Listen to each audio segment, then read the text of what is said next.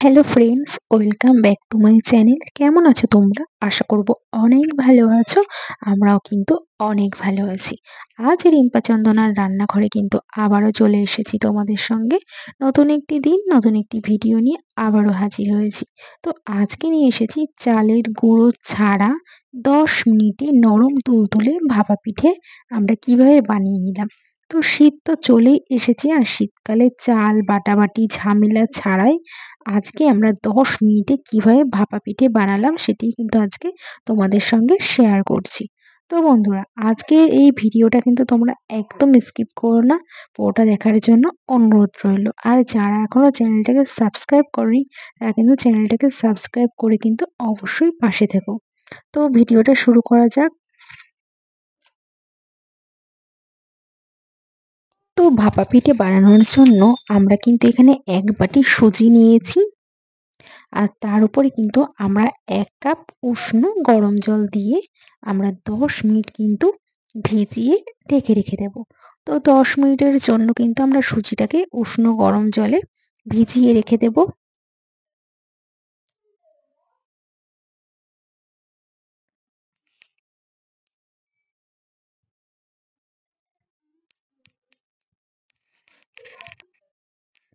তো 10 মিনিটের জন্য কিন্তু আমরা ঢেকে রেখে দেব।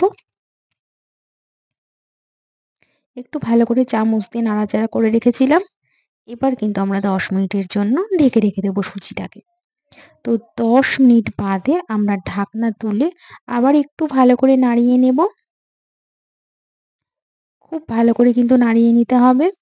এবার এর মধ্যে অ্যাড করব স্বাদের জন্য লবণ, আর সামান্য বেকিং সোডা আমরা দিয়ে ভালো করে কিন্তু ফেটিয়ে নেব। তো সামান্য বেকিং সোডা দিয়ে আমরা কিন্তু ভালো করে কিন্তু ফেটিয়ে নেব। আর ব্যাটারটা যেন খুব গাঢ় হয়।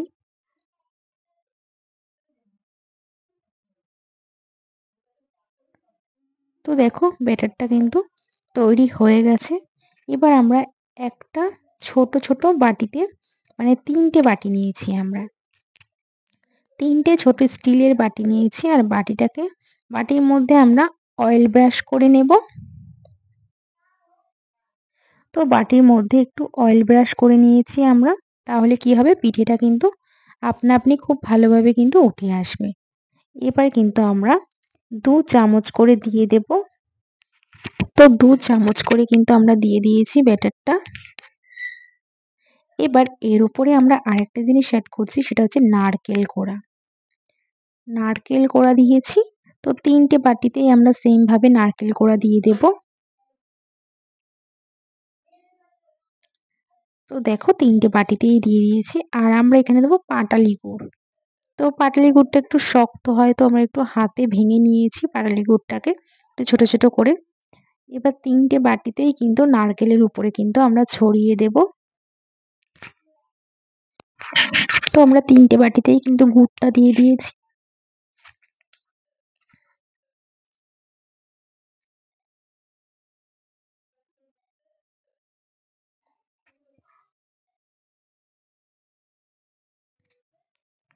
এবার তার উপরে কিন্তু দিয়ে দেব 2 চামচ সুজির ব্যাটার।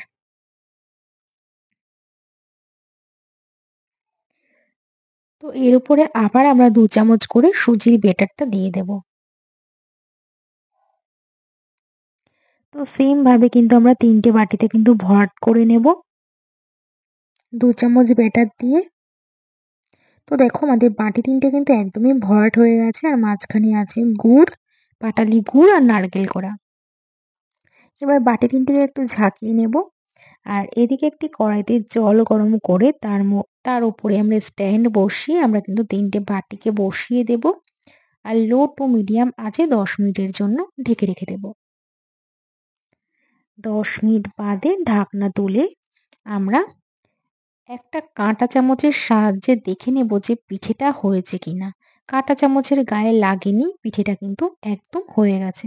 আর খুব অল্প সময়ে কিন্তু এই পিঠেটা হয়ে যায়, মাত্র 10 মিনিট লাগে। এবার আমরা নামিয়ে ঠান্ডা করে আমরা কিন্তু বাটিটা থেকে পিঠেটাকে কিন্তু তুলে নেব। একটু চামচ দিয়ে সাইডটা কেটে নিলেই কিন্তু আপনা আপনিই কিন্তু পিঠেটা একটু ঝাঁকালেই কিন্তু পড়ে যায়। তো এবার কিন্তু সবকটি পিঠে কিন্তু আমরা একটি প্লেটে তুলে নিয়েছি। দেখুন কত নরম তুলতুলে পিঠে হয়েছে, খেতে যে এত সুস্বাদু হয় বন্ধুরা, আপনারা বাড়িতে না করলে একদমই বুঝতে পারবেন না। আর খুব অল্প সময়ে কিন্তু এই পিঠেটি তৈরি হয়ে যায়। তো বন্ধুরা তৈরি হয়ে গেছে কিন্তু আজকে আমাদের ভাপা পিঠে।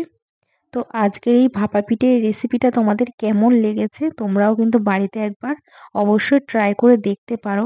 খুব কম সময়ে কিন্তু, আর এই পিঠেটা কিন্তু নলেন গুড়ের সাথে খেতে কিন্তু খুবই ভালো লাগে, ঝোলা গুড় যেটাকে আমরা বলি।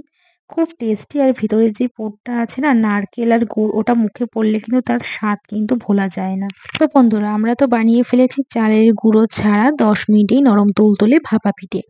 তো তোমরা কিন্তু অবশ্যই বাড়িতে একবার ট্রাই করে দেখতে পারো, খুব ভালো লাগে। শীত তো চলেই এসেছে। তো আজকের রেসিপিটা যদি ভালো লেগে থাকে অবশ্যই কমেন্ট করে কিন্তু জানিও।